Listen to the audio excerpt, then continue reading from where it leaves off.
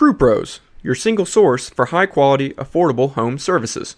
If you are remodeling, repairing, or replacing, Crew Pros are the professionals that can do the job no matter the size. If you are thinking of remodeling your kitchen or bath, needing a new HVAC system, plumbing repairs, flooring, or a complete roof replacement, call Crew Pros. Crew Pros, proud sponsor of the Grizz 901 podcast. Memphis. Nothing but Memphis. Everywhere we go, it's Memphis. Memphis, Tennessee, the beautiful land in the world. And I'm thankful for this guy who tweeted and said I don't have that fire in my eye no more. That game right there was for him. That's what I do. I prove people wrong each and every night, and that's for him right there. Hi, this is Tom Izzo at Michigan State, and you're listening to Grizz 901. What is up, Grizz family? We've killed the king again. We've taken over the Grizz 901 podcast. The weekday boo got mad that he got replaced last week, and so here I am deciding to lead the charge this week. But excited to be back on here. I missed being back on here with you guys last week, but we have got quite an eventful, at least planned an eventful show. We'll see how eventful it actually gets. But I brought on two of my favorite guys. They're going to be talking about a little bit of stuff they got going on outside of this specific podcast, still part of the Grizz 901 network, though. Luke and Chris. Chris, how we doing, guys? I'm good, brother. I'm happy to be here. It's a good day. Grizz won last night. That's a plus. Victory show. That's what I'm talking about. Chris, we had some technical difficulties, but you're here now. How you doing, man? Man, it seems like every time I'm doing anything technical, I get difficult. But it's all good. It's all good. Like Luke said, the Grizz win last night. I'm getting over some kind of bug, so I'm kind of getting on the other side of that, so I ain't got no complaints, bro. I'm good. How y'all doing? I mean, how you doing, Nate?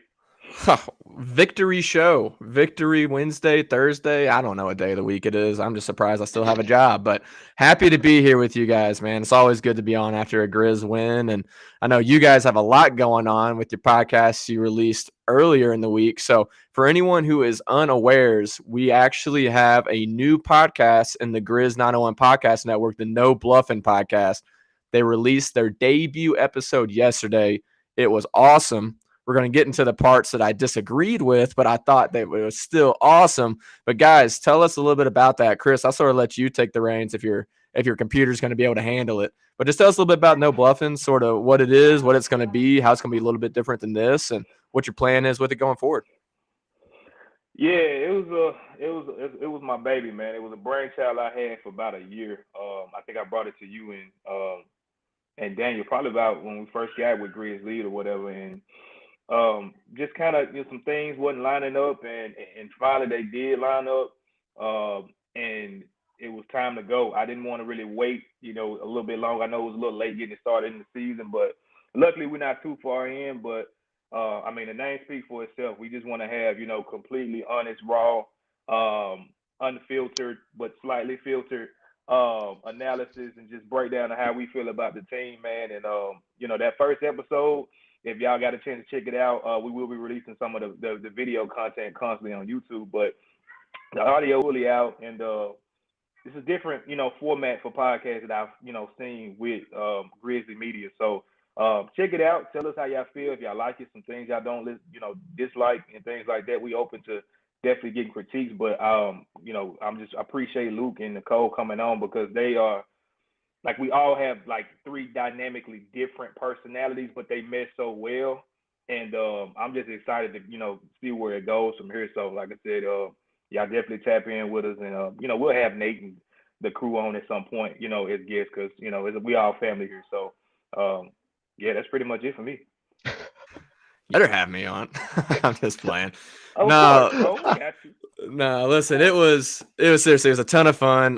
Listened to it yesterday, finished up listening to it this morning. Ton of fun. Listened to them from a different perspective. Like Chris was saying, you have three different personalities coming in, but you can tell they all love the Grizz. And so it's a fun podcast to be on. So they definitely say a little unfiltered. Daniel isn't here today, so this is going to be pretty unfiltered. This will quickly devolve into mayhem. But as we get into that, before I get into any of my tangents, as always, we are presented by Zake Jaworski State Farm, where they treat you like family. So if you need any kind of insurance, life, home, auto, insuring jewelry, which Daniel always makes sure to bring up. And once I got married, I figured out that was a real thing. They got you covered. So head on down, see Zach Jaworski, State Farm. Terrible ad read. I can't make fun of Daniel anymore. Zach Jaworski, State Farm. Tell him the Grizz 901 crew sent you. He's going to get you taken care of. But I'm going to get on a little bit of a monologue here, guys. So I'm going to make myself the big screen. Oh, I made Luke the big screen. I'm going to make myself the normal screen because I can't figure out the screen.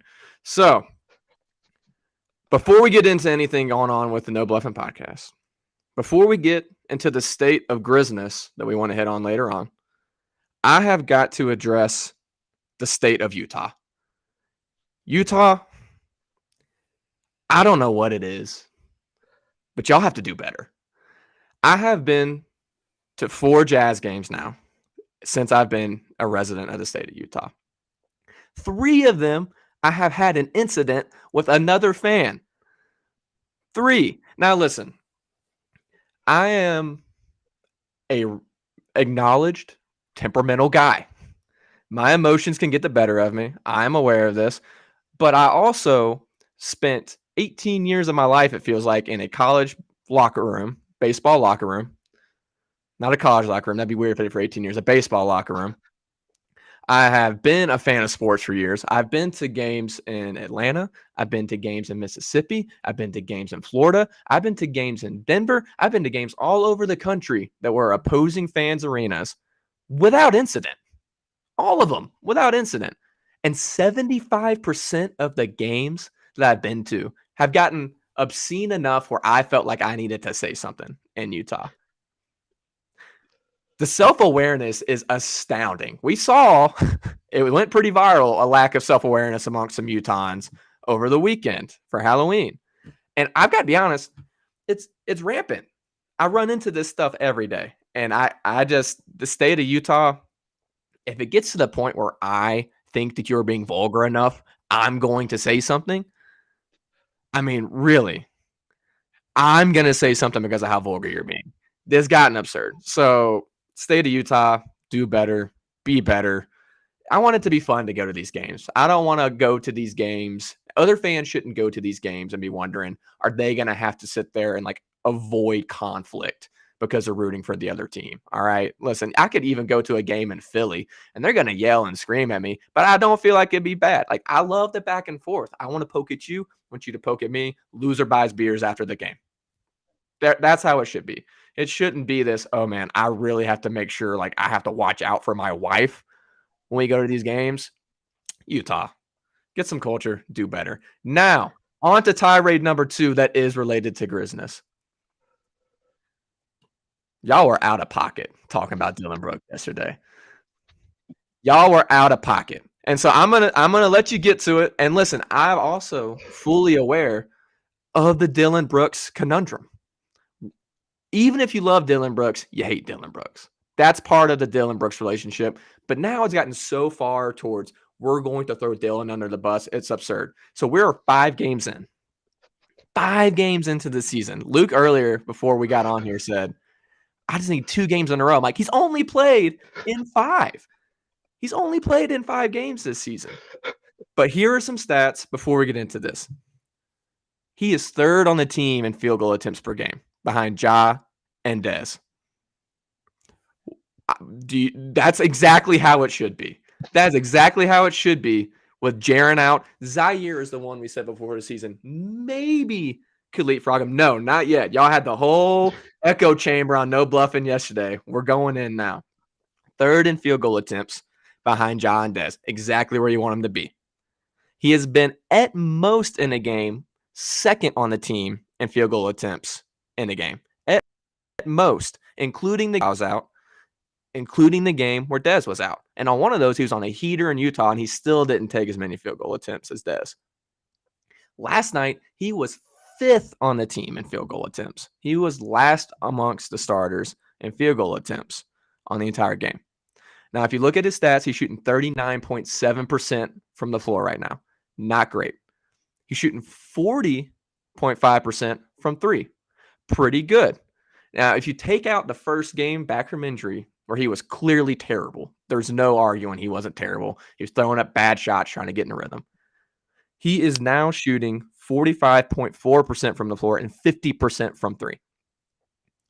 45 from the floor, 50% from three. That is better percentage than Desmond Bane on both accounts. And he's also turned the ball over less than Desmond Bane per game. All of those stats say that Dillon is doing what we asked him to do. Now, am I saying that he's going to be a better shooter than Desmond Bane? Obviously not. My point is we are 5 games into Dillon Brooks' season, and we're already saying all this stuff when actually the numbers say he's doing what we asked him to do. He is doing what we asked him to do. We said, take a step back. We want you being 4th on the team in shots when Jaren is there. Jaren's not there. He's 3rd on the team in shots, and he's closer to 4th on the team in shots than he is to 2nd on the team in shots. He's not turning the ball over, and he's shooting a high percentage. 50% from 3 is great. Again, it's only 5 games. He might shoot 30% from 3 this year, but so far he's doing what we asked him to do. All right. So y'all so out of pocket. I don't even know. Like, I understand the hate from Dillon Brooks in the first game he was back. I get it. Because he went 2 for 13 and he was just throwing up everything he could possibly get his hands on. Since that first game, he's been exactly what we want him to be. So that is my tirade.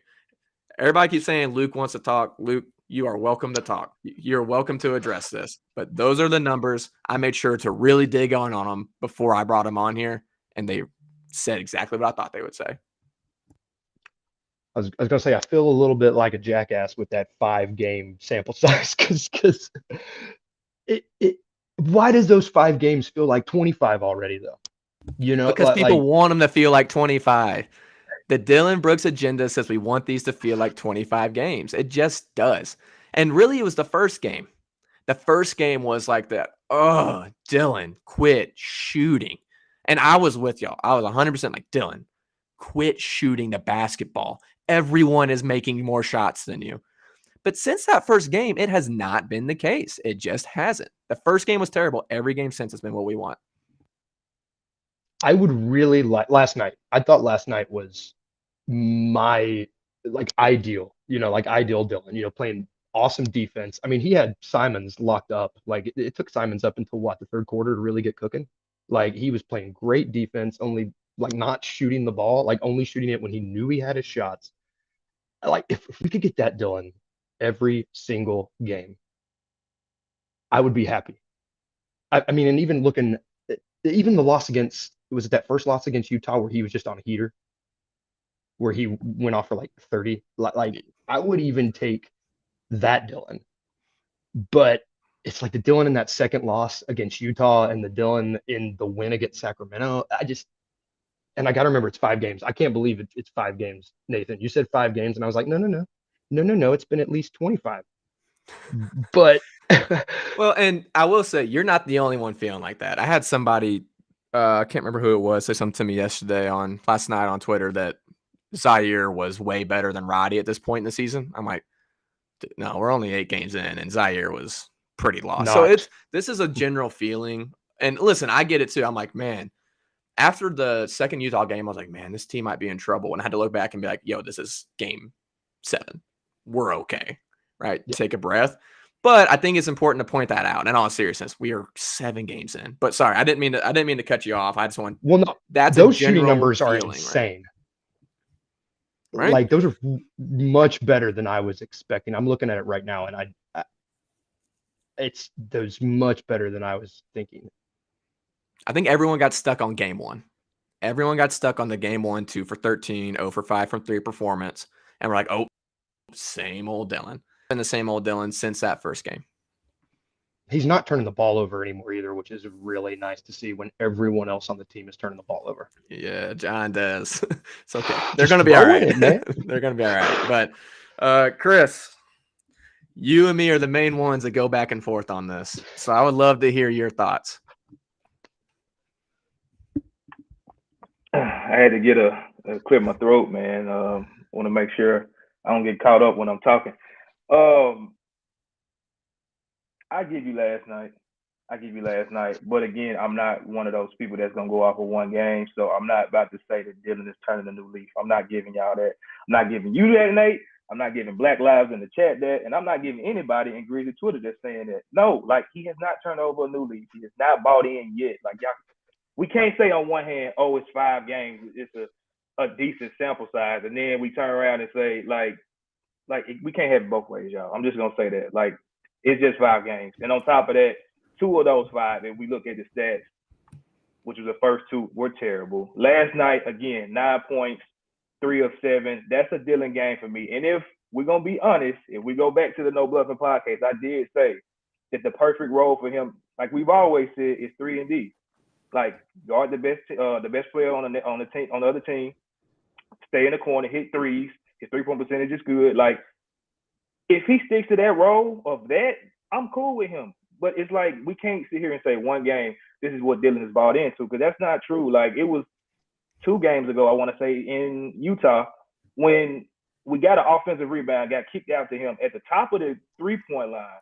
Ja Morant, or it was Ja Morant, either the game that Ja played or it was the game that Ja didn't play and Desmond was next to him. I want to say it was the one that Ja played, though. Ja's right next to him.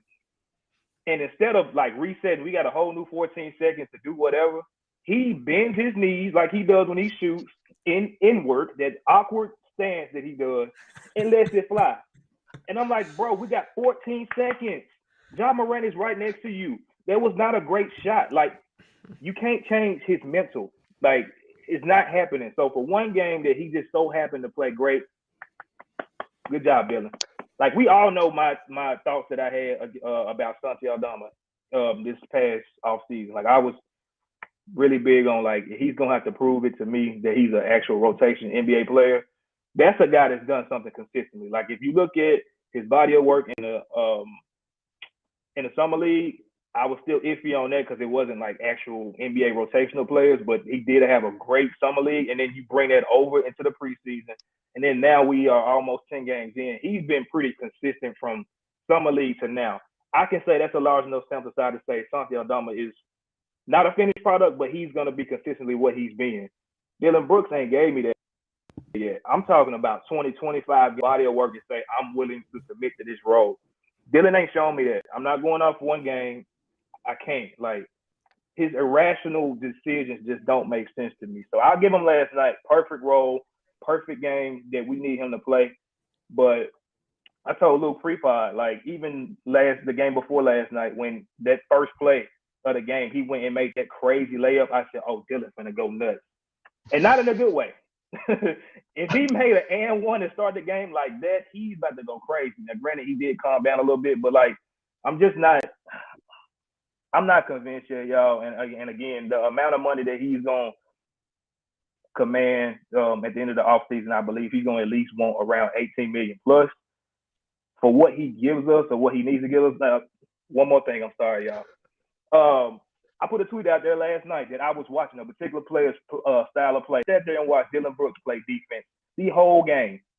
This whole notion that he's this just locked down, shut down defender, you can really teach what Dillon does. Because most of the time what he was doing with Anthony Simons was just denying the ball. It wasn't nothing like crazy. Anthony still came with 31 points last night, so he didn't shut him down. Like, okay, like Zaire can do exactly what he does. So if we got somebody to compare to the things that he does, it's just I don't feel like he's that important for our future when we got Ja, Dez, Jaren, and then whoever else coming behind him with these rookies. That's just my personal opinion. I didn't mean to take up that much time, but like Black Lives, nobody's a lockdown though. But we show in Grizz Twitter make it seem like Dillon is. We really do. And he's not. Right. I agree. Nobody's not, but he's not. But I'm gonna stop. I'm gonna let it I got okay. First off, I would say as far as you're not buying in after 5 games, I'd say that's completely fair.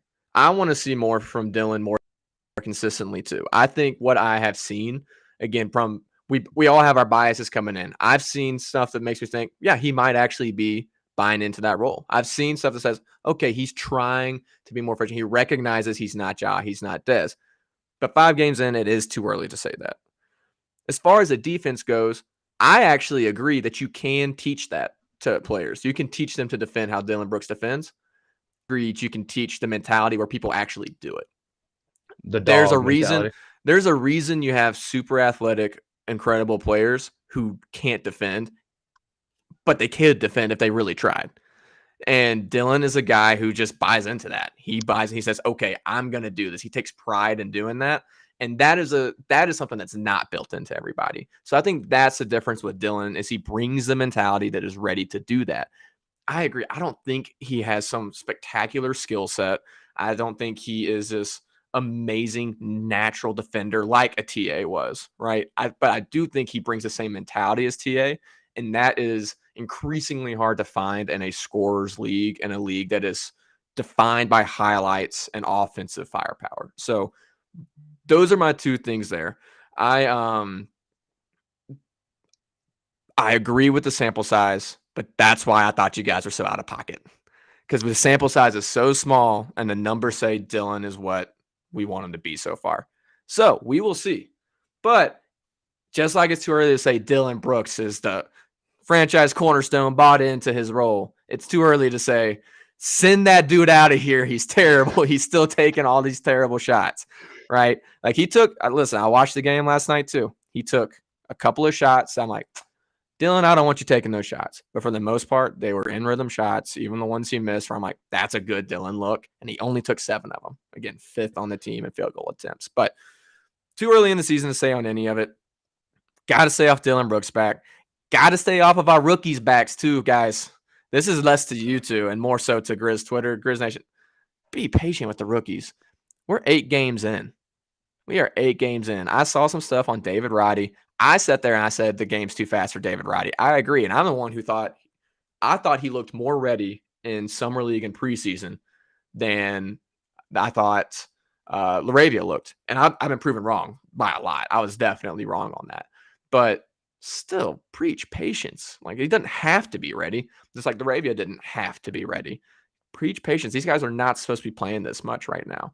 All right, they are not supposed to be doing all this work that they're having to do with all these guys out. The Grizzlies aren't whole. But I want to hop into state of Grizz after week and a half or 2.5 weeks, give or take, of gameplay. And I want to start off with you, Luke, because Chris and I have monologued back and forth enough at this point. What's have you seen that you really? Let's go bad news first, good news second. What have you seen that you really haven't liked from the team so far? And what have you seen that you're like, this is promising? I have not enjoyed. Well, I don't even. Have we played defense this season? It's the defense has been so bad, and I know Jaren's out. Like I know that's a very, very big reason as to why the defense is lacking. And it's like going off what we were saying earlier with Dillon playing the defense that he is playing. Like I can't imagine losing him right now. Like if he wasn't playing, I mean, I'm sure. What are we? Are we the last ranked defense right now? I know we're not doing very hot. But what'd you say, Nate? Oh, my bad. I thought I was off mute. We were dead last before last night's game. I don't know after last night's game. It's just I do not like seeing that, Coach Jenkins doesn't either, man. Like he's calling these timeouts. If he doesn't like what they're doing, he calls timeout immediately. Like he is not taking any of their shit. Like he's not taking any of it this season. I'm hoping, and when Jaren gets back, the defense is going to get better. That's he's an all defense guy. Like that's gonna get better. But right now, I mean, last season was the same way. We started off really bad defensively, and it makes my stomach drop to see it again. I know it's going to change, but right now that's my biggest cause for concern. The thing that I've been most pleased with, honestly, man, I love what Jitty's been doing. When we gave him that extension, I wasn't worried, but it showed that they had a lot of confidence in him. And not that I thought it was going to be misplaced, but he has proven them right and then some. Like he's taking shots. The shots are going in. He's doing Jitty things all across the board. He's getting boards. The dude is rebounding like crazy. He's one of my favorite players to watch. And they're running more stuff for him now with Melt and Slow-Mo out. And I've really enjoyed seeing the way that he's contributing. And he's just going to get better, man. Like the more minutes he gets with these guys, he's just going to be a more integral part of this team moving forward. And I can't wait to see it. He does all the little things, dude. All the little things. It's fun to watch. I love his quick trigger too. I think I put some out there last week, but that dude, when he shoots it, it's out of his hands crazy Yeah. fast. It's perfect to be Yeah. next to Ja and next to Tyus, honestly. It's a good fit. So I'm with you on that. I think the defense is definitely a talking point. But before get into anything else, Chris, same thing to you. What do you I won't say hate. What concerns you and what do you love? We'll do love. We don't do hate on this show. Yeah, it's enough of that out there. We're good on that. What I love, man, is just kind of like what Luke was saying. Like, again, I preach and applaud Coach Jenkins for the job he's doing. People been on his back, since day one. Like, he'll have a good, sample size of games of making, good calls and stuff, and then he'll have maybe one or two bad ones, and then people ready to, fire him. And he's shown us enough that he's the right guy for this job long term. He has the locker room behind him, his star players behind him. And I can't remember what I want to say it was Chris Vernon he was talking about. Like, a lot of times where these coaches are getting fired, and half of the time it's never the star player that comes out to support, keeping the coach. They just like, okay, cool, we good. We'll go ahead and move on to the next one. It's very rare when you see a star player be like, oh my God, like, I hate that we let him go. And I think that would happen in the case of that ever, happened to Coach Taylor Jenkins. So proud of him. You can see he's starting to, I can't say he's doing a better job of kind of trying to reel Dillon in. Dillon's gonna do what he's gonna do, but he's just more vocal. I appreciate that. Gideon Aldama, those are my highlights of the year so far for sure. Again, I can't say enough how proud I am of him. Of both of those guys stepping into the roles they're doing, and it's just amazing to see like the jump that he made. Like I said before, Zaire, I don't know if he's gonna make the Desmond Bain leap that he made this year. I think that may come year 3 for him. But to see just the polar opposites that Santi came from last year, besides that reverse dunk, I mean, not nothing too crazy that we saw last year, but to be in where he is now, I mean, that's great for us. So outside of just the turnovers, that was really uncharacteristic for us, seeing those. And I know Dez has the ball in his hands a lot more this year, so he's going to get better, obviously, the more he does it. But, besides that and the defense, we can preach that all day long. That will get better. I think we'll be fine. I'm not tripping at all. We'll be good. Yeah, Dez has been asked to do a lot more this year, and that's going to be part of their long-term plan for what they're going to look at come end of this season, playoffs, looking ahead, him handling the ball a lot more. And it's definitely something he's gotten a lot better at, but something he still has quite a bit of growth in that and really learning how to, I think, stay under control. I think he has the skills. He just gets a little bit ahead of himself sometimes, but even in that regard, he's grown a lot. And shout out to the chat. We got Daniel's thing pulled up here, but thank you guys for engaging. Y'all are saying so much I actually can't keep up. I just sort of look over and see a comment that agrees with me, followed by one that adamantly disagrees with me, and that's what I like to see in there. So love that. And yeah, listen, we all love Taylor Jenkins. This is a Taylor Jenkins love podcast. Love the guy. I would like to see a little bit more movement, I think, though, in the half court. That was one thing I noticed last night. I think it stood out because the Grizzlies had such a big lead and were trying to kill clock. It stood out more than the other games, but I'd like to see a lot more movement on that side of the ball outside of the screen at the top and everything going from there. Listen, it works when Ja is on, but what's going to happen when Ja isn't on or when you need to take the load off of Ja? You just need a little bit more happening. And in those late game situations, they dig themselves into a hole. And I think there's a reason we see a theme of teams sort of coming back from deficits end of the game against the Grizzlies because they take their foot off the gas and they aren't scoring, which means they aren't going to be flying around not only on offense but on defense, and it just throws off their entire game plan, right? Roddy is doing exactly what he's being told to do. That's sort of what I'm saying. I'm on a coaching point here, Daniel. Sorry, we have a Daniel in the chat trying to pick on me because he knows I'm taking over, but that's okay. But all in all, again, 5 games in, being plus or above 500 at this point in the season is good with what you had. You're missing Zaire, you're missing Jaren and Dillon to start the season. You've missed Ja and Dez for a game each. You've had a lot of moving parts to be winning these games. I don't care who you're playing against. It's good to be winning games in the NBA any night, especially when you're dealing with these lineups. So shout out to Coach Jenkins having these rookies in a place where they're ready enough to go.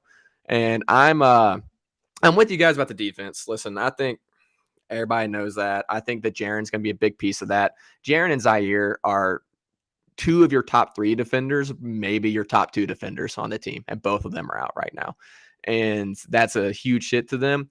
I don't think them coming back solves all the problems. I think we saw last night what the real problem was, which was guys were not on a string like they were last season. They were not on a string. They were not rotating. There was confusion and there was no communication, which led to Kelly Olynyk hitting about 17 threes while I'm up in the nosebleeds, just crying myself to sleep. So that's the biggest thing is communication. Again, you're bringing in guys who have not played together. You're playing 2 rookies a lot of real minutes.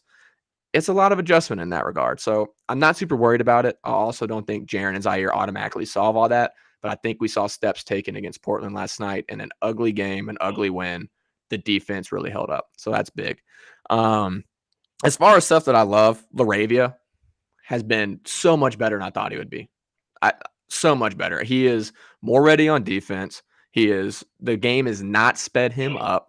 He's knocking down shots. I've loved everything I've seen out of Laravia. We've already talked about Aldama. Konchar's been awesome. But listen, this is going to be a really easy take, but an honest one. The Desmond Bane leap is insane. It's nuts. Yeah. It was one of my preseason predictions was that he was not going to take a leap in points because I thought that there was going to be Jaren's going to be there. Zaire's taking more shots. Dillon's going to come back and take shots. Obviously, the Zaire and Jaren thing could be an excuse for me. Oh, they're not there to take those shots. It's not going to matter. I put it out right before the season started. I was like, preseason prediction, I will be wrong on. Desmond Bane is going to take a leap in points. And it's after a struggle to start the first couple of games. My God, the dude is awesome. It's awesome. I think he's going to be an all-star this year. I genuinely think he's going to be an all-star this year. I love it. I love it. We were talking about that too. We could who do you trust more to go and get you 30? Like outside your superstars, who do you trust to go and get you 30 night in, night out, night in and out? Bane is at the top of that list. I think I'd agree with that. It depends. It sort of depends on what you're defining as superstar. Yeah. Because you have that sort of thing. But yeah, I'd say Bane's up there. Simons, who we just saw last night. Yeah. I take Simon points every chance I get. That dude can light it up. Bane, yeah, I'm not prepared to go into a full conversation of every shooting guard in the league, but I can't think of one I'd rather have, including Klay Thompson. And that's not a biased Grizzlies thing. I would much rather have Desmond Bane right now than Klay Thompson right now. Obviously, I'm borderline. I would rather have Bane than Pete Klay at this point. That's a homer take, but it's also a take that I put thought into, and I'm actually like, that might not be as homery as I thought it was to start off. Well, think about it. Desmond can put the ball on the floor. Yep. Klay, that's the difference. Spent most of his career going off screens. And don't get me wrong, if Desmond can just incorporate that into his game too, like it's a wrap. Well, and I'm not here to say Bane is a better shooter than Pete Klay was a shooter. He's getting to a point where I'm like, we're starting to have a conversation. But I still say peak Klay shooting better than what we have from Desmond Bane right now shooting. But all around game, I'm taking Bane. It's awesome. Anyways, I didn't want to leave this podcast without saying that I love that. And also the team's doing awesome, man. To be a winning record this early in the season with the moving parts you have, it's a great start to the season. So I'm super excited about it. Super excited to be moving forward. And something else that we're super excited about, Zach Jaworski, State Farm. We already talked about him earlier in the show. That was a great transition, by the way. I'm really proud of myself for that. But Zach Jaworski, State Farm, his information is down here at the bottom. Again, if you need life insurance, home insurance, auto insurance, insurance for your jewelry or your wife's jewelry, guys can have jewelry too. That's okay. Any of that, go call Zach Jaworski. They're going to take care of you. They're going to treat you like family. Serve in the greater Memphis area. They are happy to get you taken care of. Be sure to go see them. They're good guys.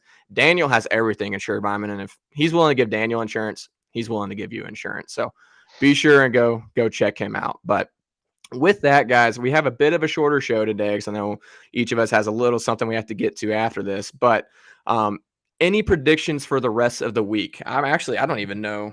I'm not sure I know who all they played. the rest of this week. They got Hornets, And Wizards. then the Wizards on Sunday. Oh, that's it. They really only have one game this week against the Hornets after this. But we'll count the Wizards on Sunday against that.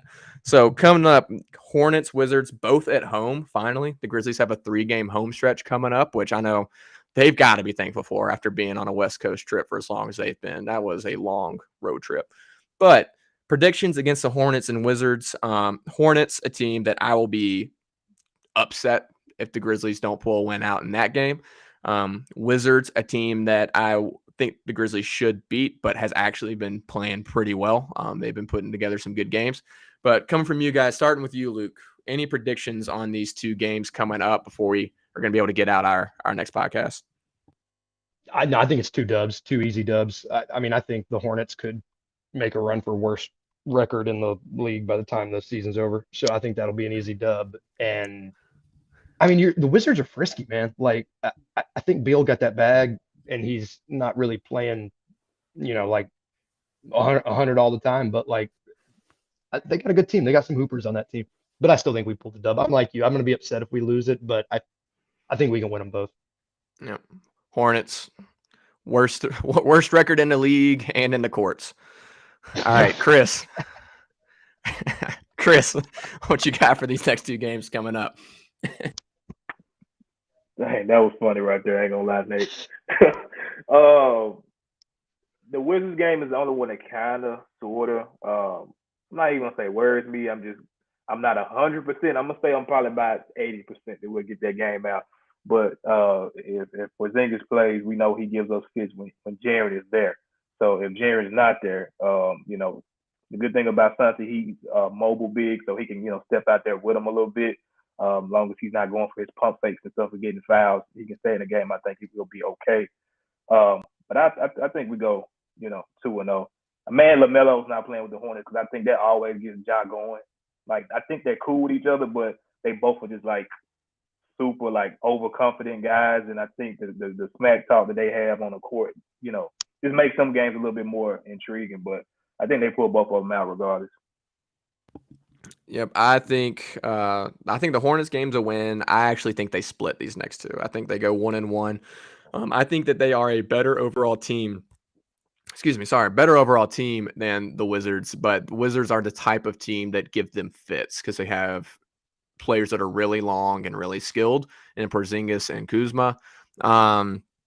But if they're able to contain those guys, I think they win that game pretty easy. I think those guys give them some trouble and they split these, which I would be happy with. I would want them to win both, but really a split, I think, is all you can ask for at this point. And then against the Celtics, that's going to be a really tough game coming up. The Celtics always seem to have the Grizzlies number in this new era. So bunch of good games coming up. They ought to be fun. Listen, in the moment, I'm going to be pissed if they lose either one. It's not going to matter, right? They need to be blowing them out. They need to shoot 100% from the floor. I don't know why they would ever turn the ball over. Never foul a guy. Come on, Grizz. But it's been a fun season. Listen, I think biggest takeaway is we're 8 games into a season that we were missing most of our rotation for the most part of this season so far, and the Grizzlies have a winning record. I'm happy with it. We should be happy with it. Patience with the young guys. Just enjoy it. Until we get our whole lineup back, these games are entertainment for me. There's some stuff to take away from it. Hey, can Ja really make the 3-point shot? The answer is yes, by the way. Hey, is Bane going to be able to take a leap? The answer is yes, by the way. Hey, is Dillon buying into a role? TBD. Aldama can hold his own. Conchar. There's some stuff to take away, but all in all, let's have fun watching these games. This should be fun, okay? Once we get towards Christmas, we have all our guys back, games start to matter more, records start to shape up. That's when we can start having a lot more serious takes. For now, let's just keep having fun. All right.